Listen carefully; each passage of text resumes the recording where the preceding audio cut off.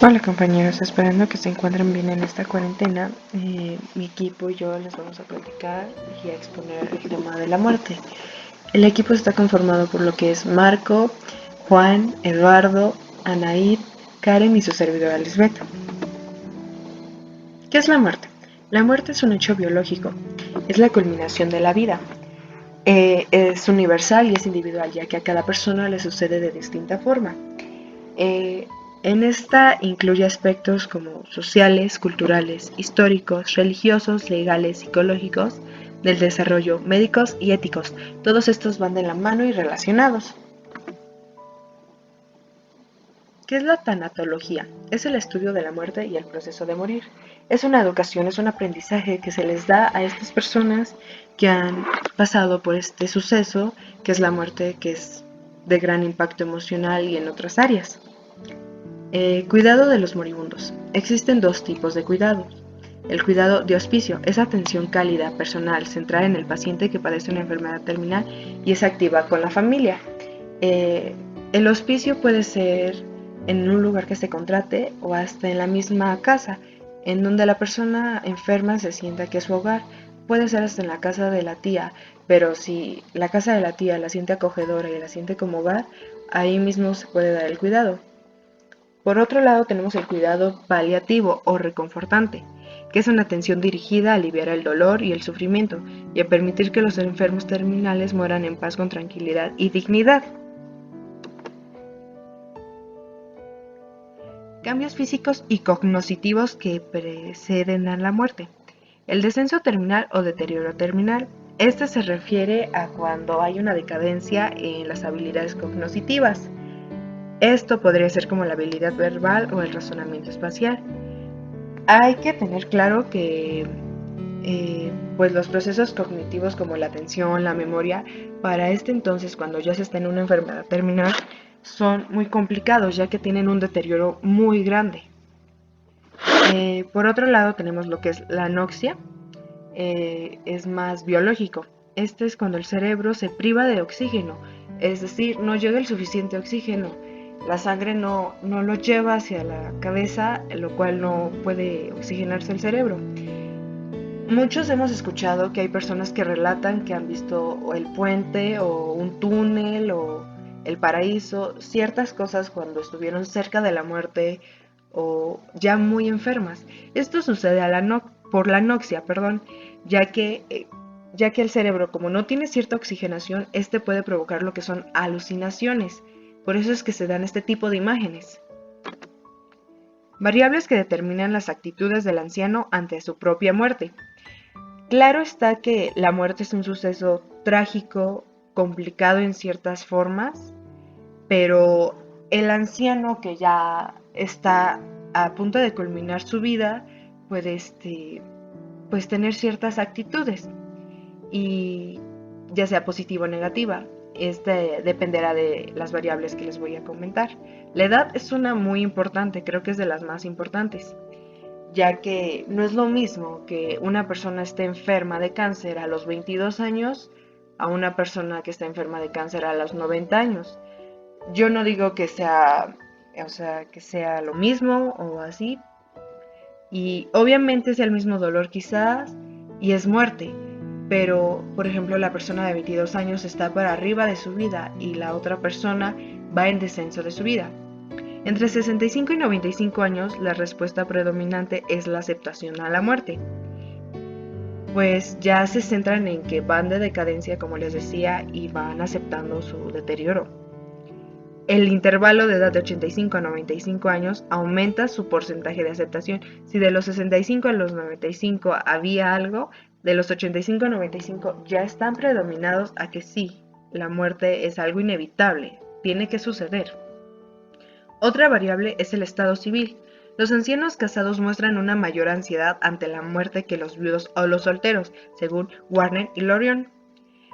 Esto se debe a una preocupación por lo de la situación económica o la emocional en la que puede quedar el cónyuge, ya que haya fallecido este.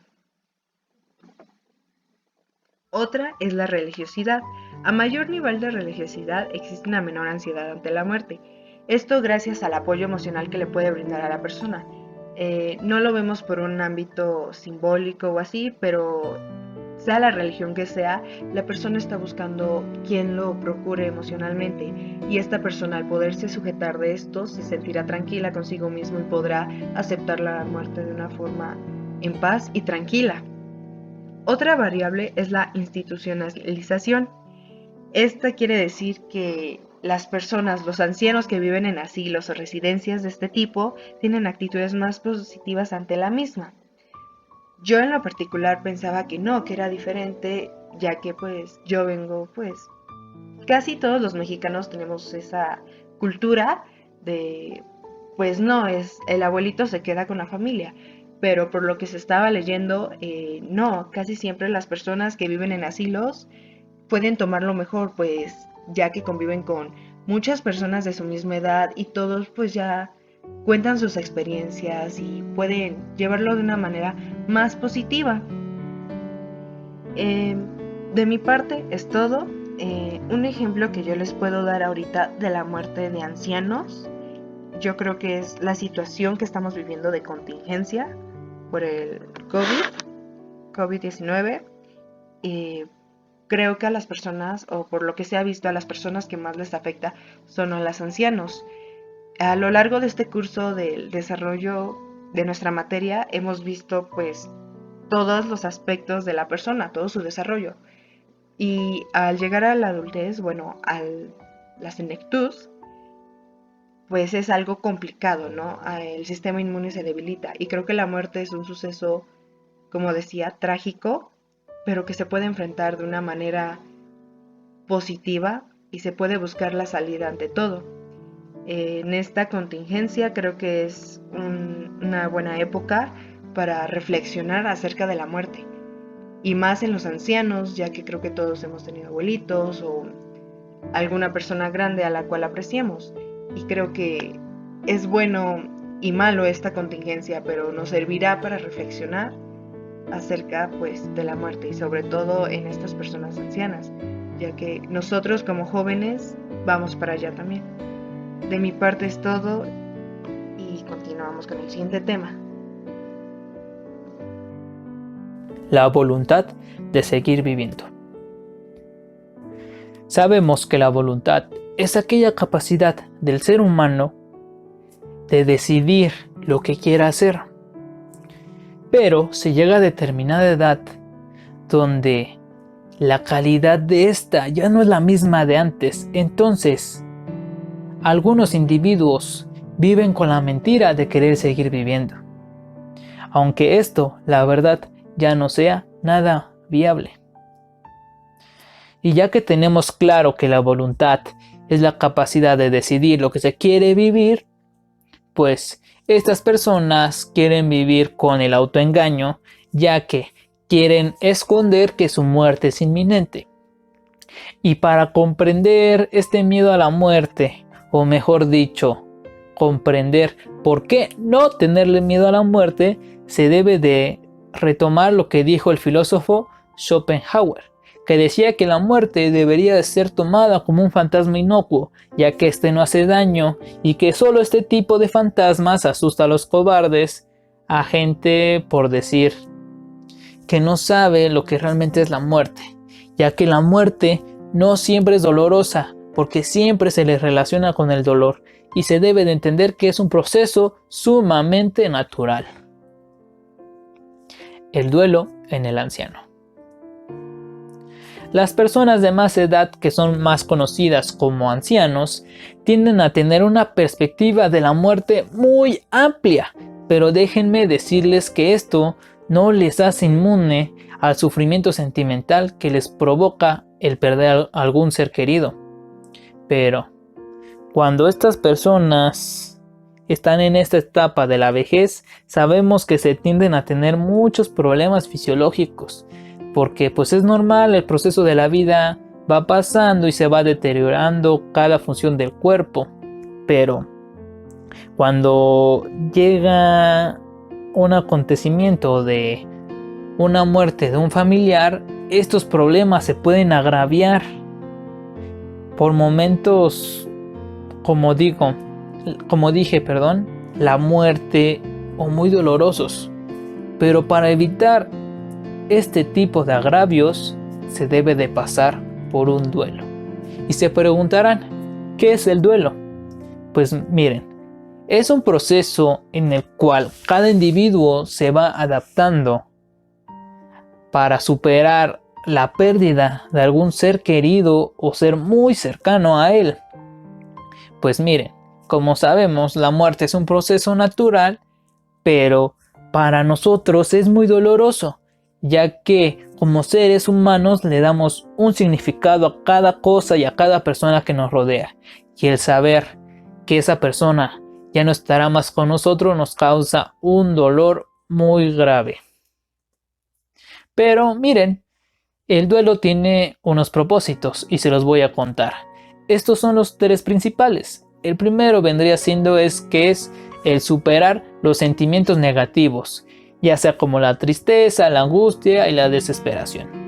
El segundo es que nosotros busquemos una guía emocional por parte de las demás personas. Y bueno, como último propósito, y yo creo el más importante, es tener claro que la muerte es algo natural y que todos vamos a llegar a ella. Entonces, el propósito más importante del duelo es generar una perspectiva a la persona de que la muerte es algo inminente. Bueno, para entender mejor el duelo se deben de explicar cada una de sus fases. Y la primera fase de este duelo se llama shock. Esta fase es donde el individuo se encuentra inaudito, ya que ha sido informado de que su ser querido ha fallecido.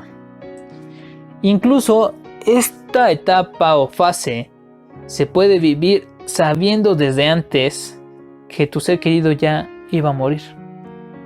Y bueno, la segunda fase es la conciencia de la pérdida.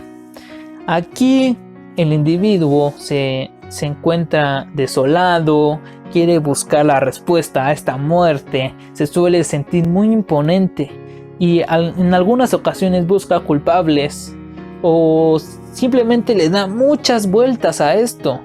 Por lo regular su estado siempre es de intranquilidad. Y la tercera fase de esto, que es el duelo, es la conversación y el retiro. En esta fase, el individuo, tras analizar, tras comprender por qué ya ha muerto su ser querido, pues entiende bien que ya no está con él, aquella persona que él quería, pero aún así no deja de sentir dolor emocional. Y déjenme decirles que esta etapa es muy importante, ya que aquí es avanzar al siguiente paso, que es aceptar o seguir con la negación. Entonces, para culminar con las fases del duelo tenemos a la aceptación. Esta es la última etapa del duelo, que es aquí donde se puede observar al individuo que ha logrado superar la pérdida que ha tenido.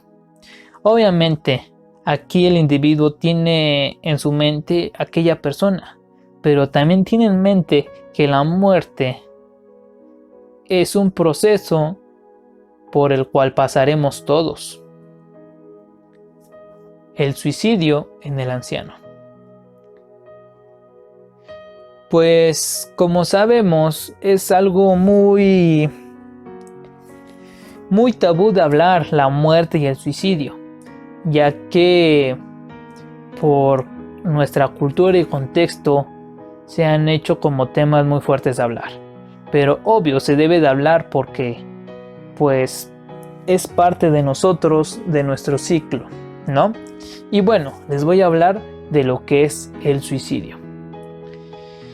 Lamentablemente hay personas que ya no le encuentran sentido a la vida. Y el suicidio es básicamente a lo contrario de la voluntad de vivir. Y aquí se da por razones emocionales o fisiológicas que según la perspectiva de este individuo no les permiten seguir con ella. Y lamentablemente, o siendo realistas, a lo mejor se puede decir que es un poquito lo mejor. Bueno, en estos últimos años el suicidio en ancianos se ha incrementado en un 30%, ya que se sienten inútiles y ya no le encuentran sentido a su vida porque ya han vivido lo suficiente según ellos. Y bueno, a lo mejor es una decisión buena, como decía, porque cada quien tiende, o mejor dicho, tiene la decisión de hacer con su vida lo que quiere, siempre y cuando no lastima a nadie. Y bueno, para comprender un poquito más lo que es el suicidio, tenemos que hablar de los factores. Y estos suelen ser la depresión, el abandono, el no superar un luto y un sinfín de acciones o sentimientos que provocan que el individuo se sienta menos o que ya no tenga ninguna razón de seguir viviendo. Pero el factor más relevante de esto es la depresión. Y la depresión es un trastorno de salud mental donde el individuo pierde en su totalidad el interés por las actividades del día a día. Y esto se puede identificar de muchas maneras, ya sea por un síntoma anímico, fisiológico, como puede ser el desapego a la familia, el aislamiento social, el desinterés, la pérdida de hambre y mucho más. Pero, bueno, aquí vienen, entre comillas, buenas noticias. Pero tenemos que dejar algo muy claro. A nadie se le puede obligar a hacer algo.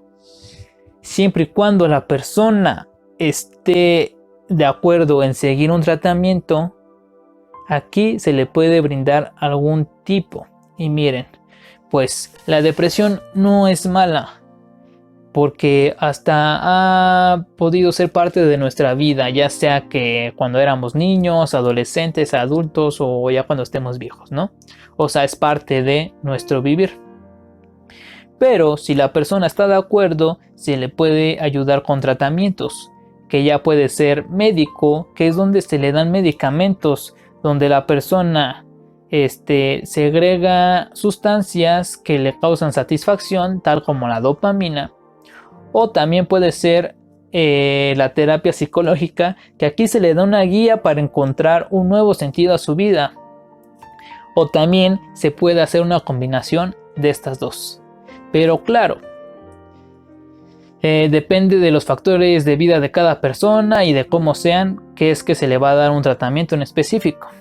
Y bueno, el objetivo del tratamiento, mejor dicho, es que la persona le vuelva a encontrar un interés a su vida. Y bueno, teniendo en claro todos estos puntos, la muerte se debe de tomar como una inspiración, porque realmente es como nuestro cronómetro. Sabemos que no somos inmortales, y entonces, si sabemos que somos mortales, debemos de tomar acción y vivir como queremos vivir, porque no sabemos si el día de mañana morimos. Simplemente eso. Si quieres algo, hazlo y lucha por lo que quieres. Trayectoria de la muerte. Al principio del siglo XIX, algunas características que se asocian sobre la muerte son la ausencia del latido cardíaco, la ausencia de la respiración, cambios en las extremidades, por ejemplo, los labios morados, la hinchazón de manos, caras y pies, la falta de los reflejos en las pupilas e incluso la muerte cerebral. La muerte psicosocial. Las personas somos seres físicos y psicosociales. El momento de tratar sobre una trayectoria de muerte o un proceso que nos lleve hacia ella, no solamente es una muerte del cuerpo físico, sino también existe la muerte de la persona. Muchas de las personas mayores de nuestra sociedad comienzan una muerte psicosocial mucho antes que desarrollen una enfermedad.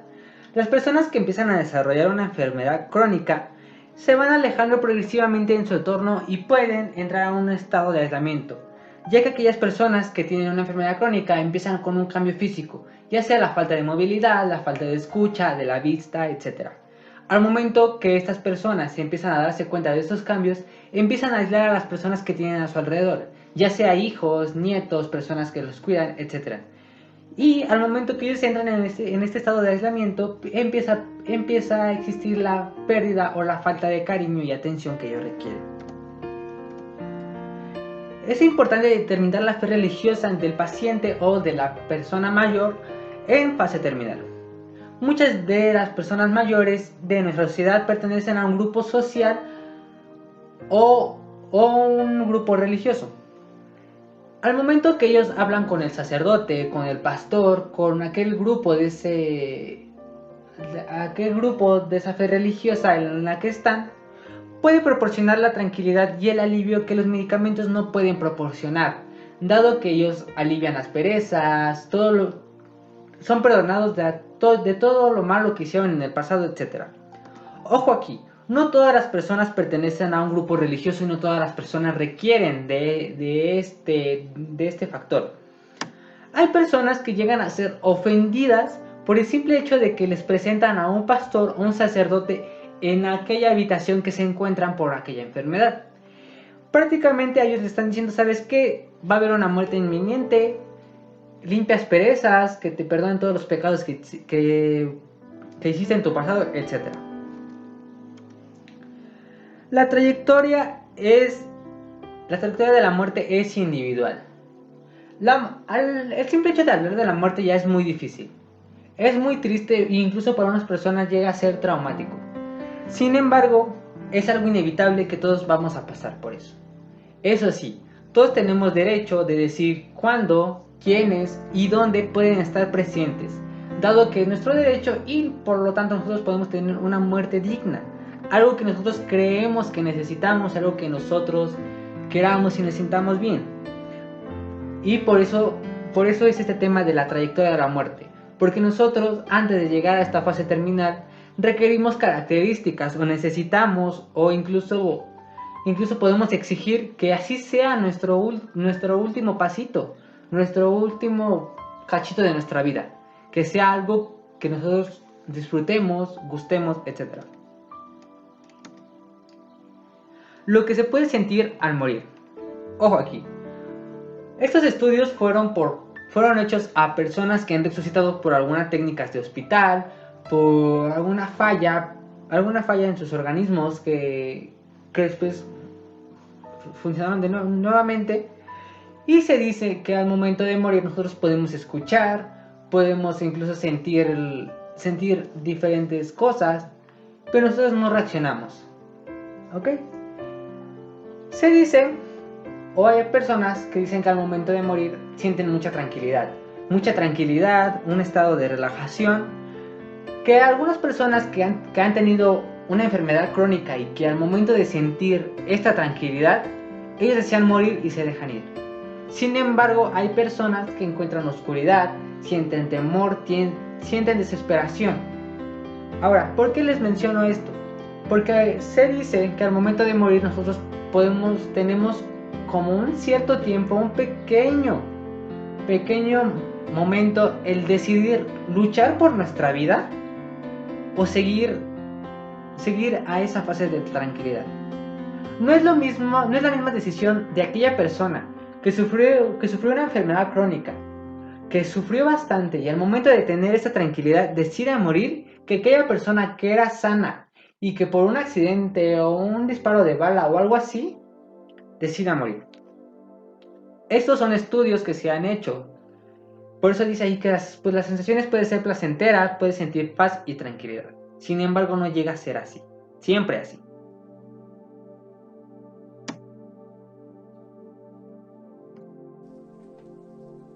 Actitudes de los ancianos ante la muerte.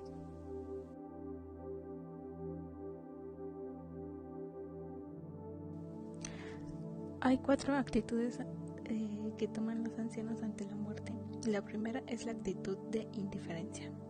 Esta hace referencia a que no aceptan tanto la muerte o no le dan tanta importancia. Un ejemplo sería: era normal que un día pasaría esto. Otro: a todos nos toca, ya estoy demasiado viejo para que ya llegue la muerte. La segunda actitud es la actitud de temor. quizá no tan ligada a la muerte como a todo aquello que le predece, que es el temor al dolor, el sufrimiento. Aquí podríamos poner que si va a sufrir, si será doloroso. La tercera actitud es de descanso, experimentando por personas que han sufrido mucho en su vida o que padecen una enfermedad crónica. Aquí dicen, ya voy a descansar de todo al fin. La cuarta actitud es de serenidad. Un anciano tiene conciencia de haber vivido una existencia plena y de haber sido útil a los demás.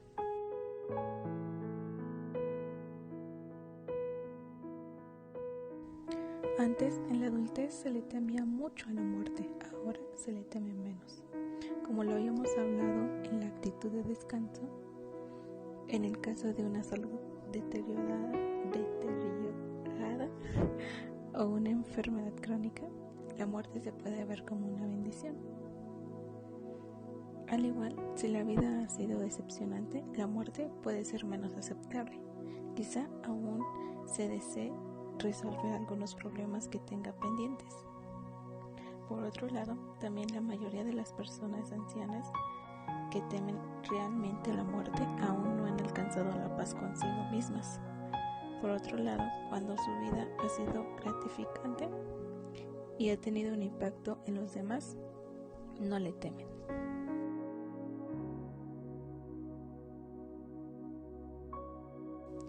¿Alguna vez te has preguntado por qué los ancianos tienen la iniciativa de irse a un asilo? La respuesta es muy fácil. Es porque muchas personas mayores les preocupa la carga que pueden representar para su familia, especialmente para su cónyuge. Por eso deciden irse, pues consideran que vivir con los hijos resulta destructivo para la familia.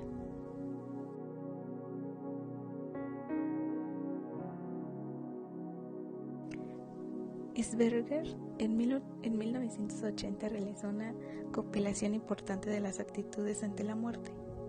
Esta recopilación ha sido puesta en manifiesto de que las personas mayores están más familiarizadas con la muerte, con los funerales y con los comentarios, que con las personas más jóvenes. Y es por eso que algunas personas ya realizan el trámite de su testamento o hasta llegan al límite de preparar su funeral.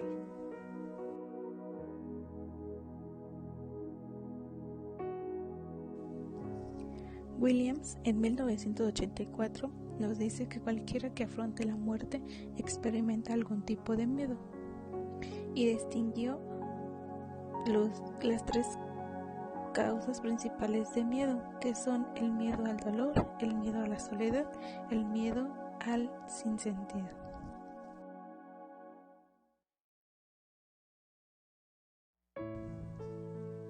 Miedo al dolor.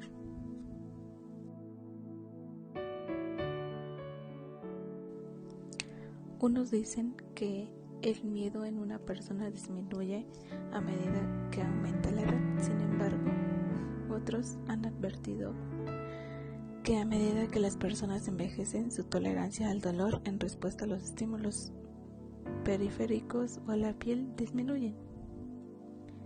El alivio al dolor es un objetivo primario en la asistencia de los pacientes en fase terminal. Las personas mayores pueden negar el dolor, bien porque no quieren admitir que su estado está empeorando o porque no quieren parecer débiles ante las demás.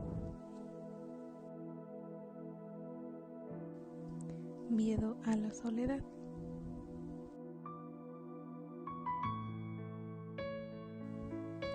Está presente en los ancianos que mueren internos en una institución. Pueden mostrar este miedo en muchos aspectos, que son que algunos pacientes solicitan la atención del personal de enfermería, aunque son capaces de desempeñar muchas funciones por sí mismos, simplemente buscan la seguridad de saber que alguien está a su lado. Otra es que que los pacientes expresan su soledad volviéndose más hostiles con el personal de enfermería o con la familia. Y finalmente desean relacionarse con los demás para olvidar sus temores, mientras que otras lo evitan para reducir la angustia. El miedo al sinsentido. Este se manifiesta más en las personas mayores y es el miedo de que la vida haya carecido de total sentido, puesto que los ancianos hayan obtenido pocos logros y consideren su vida actual improductiva. Puede que se la pasen rememorando continuamente experiencias del pasado, las cuales les ayuden a justificar su independencia y capacidad productiva. Cuando nos referimos a los ancianos que están en trance de muerte, pueden pasar muchas de sus últimas horas recordando el pasado. Esto lo hacen con el fin de reconciliarse con los conflictos y fracasos del pasado y así otorgarle un sentido a su vida. De igual manera, buscan recuerdos agradables los cuales les sirven de tranquilizante y a su vez les ayudan a aliviar la tensión y la angustia. Lugar de muerte. El lugar de muerte se puede presentar que haya una muerte en casa, muerte en un hospital o muerte en un asilo para ancianos. Con respecto a la muerte en casa, la mayoría de las personas deciden morir aquí ya que creen ser capaces de controlar el trance hacia la muerte.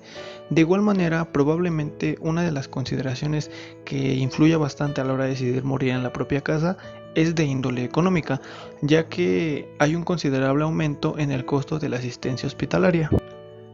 Pero cuando las personas toman esta decisión se van más hacia el peso de las ventajas que tienen con la misma, puesto que se encuentran en un entorno familiar y de igual manera disponen de sus propios objetos personales. Otra ventaja que tiene mayor peso y es de suma importancia es que pueden morir estando acompañados de su propia familia. De igual manera existen inconvenientes de morir en casa, puesto que la carga para la familia llega a suponer un peso muy fuerte y no pueden llegar a controlar esta. O de igual manera, algunas personas mayores no creen que su cónyuge pueda asumir la responsabilidad del cuidado continuo que ellos precisan. Cuando se decide morir en un hospital, son muchas las ventajas, ya que existen los servicios, como de igual manera la disponibilidad de asistencia son factores sumamente importantes al tomar la decisión de morir en un hospital. Por otro lado, hay a muchas personas que les da una seguridad muy grande el saber que existe un equipo y las técnicas necesarias para poder controlar muchos de los términos o síntomas que lleguen a surgirle durante este trance. De igual manera, para la familia representa una ventaja, ya que les alivia de la responsabilidad que implica el cuidado de un enfermo. Al igual, la familia se puede quedar tranquila, puesto que se está haciendo todo lo posible por aliviar la agonía del ser querido. Pero claramente el morir en un hospital no todo es color de rosa, ya que representa de igual manera muchos inconvenientes, ya que en la mayoría de los hospitales los pacientes no pueden comer, dormir o moverse a su gusto. De igual manera ven invadida su intimidad y se encuentran con ropa extraña en una cama extraña. También se ven sometidos a agujas, a tubos, a pruebas y a una medicación sin su consentimiento. Y ahora bien, cuando hablamos de la muerte en un asilo, en este caso, cuando se trata de una agonía prolongada, los asilos de ancianos pueden construir una alternativa que perturbará en menor grado el núcleo familiar. Asimismo, hoy en día en muchos asilos de ancianos se animan a los residentes para que traigan sus objetos personales y algunas incluso disponen de un mobiliario hogareño. Asimismo, los pacientes no se ven sometidos a múltiples tratamientos invasivos, pero cuentan con un personal experto que les atiende en las funciones diarias. Pero cabe recalcar que los asilos de ancianos también tienen sus inconvenientes, ya que los pacientes que están agonizando se tienen que someter a un horario similar al de un hospital. Y también los ancianos que están en una fase terminal y agonizante suelen ser separados para que el resto de los residentes no vea la experiencia de lo que es la muerte. Muerte con dignidad. Con respecto a esto se dice que morimos porque estamos vivos, y vivir cabalmente nos lleva a morir con serenidad, libres de ansiedad y de forma digna. Una muerte digna no es solo aquella que se da sin sufrimiento, sino también es aquella que tiene sentido y puede ayudarnos a encontrar el significado de la vida. Cuando se tiene una muerte indigna es cuando no se permite al individuo perfeccionarse. Y es así como la vida y la muerte van de la mano, ya que son un continuo, puesto que el sentido de una se prolonga en el de la otra. Sims en 1975 señaló que la muerte con dignidad requiere un entorno estable y cómodo, con la posibilidad de un alivio físico, psicológico y espiritual. De igual manera, Feyback en 1975 señaló que la muerte con dignidad exige confortabilidad, un dolor mínimo, tranquilidad y la ausencia de medidas heroicas que prolonguen innecesariamente la vida. Factores de interferencia y su control. Algunas veces existen factores inevitables que interfieren en una muerte digna. Como uno de ellos tenemos al dolor. Muchas personas mayores consideran que la necesidad de pedir analgésicos es un signo de debilidad y dependencia, y que ser capaz de soportar el dolor en sí es una muestra de dignidad. Pero no obstante, es de suma importancia que el paciente sepa que los narcóticos están disponibles cuando él los necesite, pero no por ello debe de existir un abuso de los mismos, ya que existe una posibilidad real de que el estado semiconsciente sea un producto de un uso excesivo de narcóticos, por lo tanto se ha de evitar el exceso.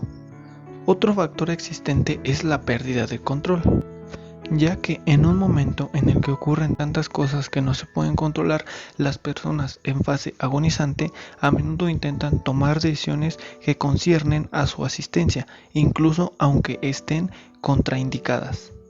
Y esto lo hacen con el fin de probarse a sí mismas que aún tienen algún control. De igual manera, aquí pueden elegir cuándo quieren morir, cuándo y qué quieren comer y qué tipo de medicación y dosis van a tomar. Eso es con respecto al control en la toma de decisiones, pero de igual existe la incapacidad de controlar las funciones corporales, lo cual les recuerda constantemente a la persona que es afectada que se está produciendo una pérdida de control. Como por ejemplo, como medida de prevención, se llegan a poner sondas en la vejiga, pero el tener la pérdida del control intestinal puede ser devitalizante para el anciano. Es por esto que se debe hacer todo el esfuerzo para mantener a los pacientes limpios y secos, de modo que no se hieran sus sentimientos y se proteja su intimidad. Otro factor es la dificultad respiratoria. Esta incapacidad de respirar fácilmente durante la fase final de la vida causa ansiedad y miedo en todas las personas, ya que un paciente que agoniza puede mostrar inquietud, ansiedad, aumento de la frecuencia respiratoria y deseo de aire. Como respuesta a esto, el médico podrá prescribir una medicación que inhiba el centro respiratorio del cerebro y por consiguiente disminuya el deseo de aire. Por lo general se opta por el empleo de morfina. Al igual se pueden emplear varias maneras para que cese la respiración agitada, y para esto debe existir una atmósfera calmada. A menudo hay un resultado positivo cuando se tranquiliza al paciente diciéndole que inspire profundamente y se relaje. Asimismo, el paciente deberá encontrarse en una posición que permita la mejor ventilación posible. Cabe recalcar que en las últimas horas de agonía el paciente puede presentar una respiración ruidosa o sofocada, lo cual tiende a llegar a causar suma preocupación en la familia, por lo cual se deberá intentar colocar al paciente de lado. Y si su objetivo es proporcionarle alivio, entonces la asistencia médica implica también una medicación que le alivie el dolor. Como último factor tenemos a la imagen física. La preocupación de las personas por el aspecto físico no conoce límite de edad, y esto es un problema en una fase terminal, ya que el temor a un deterioro en el aspecto físico en la fase final de la vida constituye a menudo a un factor desencadenante. Las pérdidas significativas. Las pérdidas más significativas y más difíciles de enfrentar son la pérdida del cónyuge, del padre o de un hijo. En el caso de la pérdida del cónyuge, se considera que la mujer tiende a vivir más que el hombre, por lo que será más probable que ella sea la que enviude. Tras esta pérdida puede llegar a causarle estrés, se ve afectado su sistema inmunológico, por lo que se verá afectada su salud mental y física. Puede llegar a sufrir alguna discapacidad o complicamiento que le puede llegar a causar la muerte. En este caso es importante tomar en cuenta que durante los primeros meses aumentará el riesgo en que sufra de una muerte natural o llegue a un suicidio. Puede presentar problemas de memoria, falta de atención, la pérdida de apetito, insomnio, depresión o ansiedad. Pérdida de un padre. El hijo tiende a sentir una aflicción emocional que puede ir desde un llanto o una tristeza a lo que se vendría siendo la depresión o los pensamientos suicidas. Se considera que durante esta pérdida se verá obligado a madurar, a hacerse responsable de ciertas situaciones. En el caso de que aún viviera con el padre o los padres, pues se tendrá que hacer cargo de ciertas responsabilidades del hogar o hacerse ya responsable de su familia, o si es que aún tiene un padre, pues hacerse cargo de ese padre. Unión y distanciamientos en la familia. Cuando muere un padre es más probable que se lleguen a unir los hermanos, la familia, porque ya se verán más acercados a hacerse responsables del padre que aún tienen. En el caso de que ambos padres ya hayan fallecido, pues entonces se verá el distanciamiento en la familia, en lo que se vendrían siendo los hermanos. Pérdida de un hijo. En la pérdida de un hijo, las relaciones sólidas, pues tienden más a afrontar la situación, a apoyarse mutuamente, a ver por ambas partes. Pero por otro lado están las relaciones inestables, que se verá afectada, lo cual podría llegar a provocar que estos llegaran a separarse.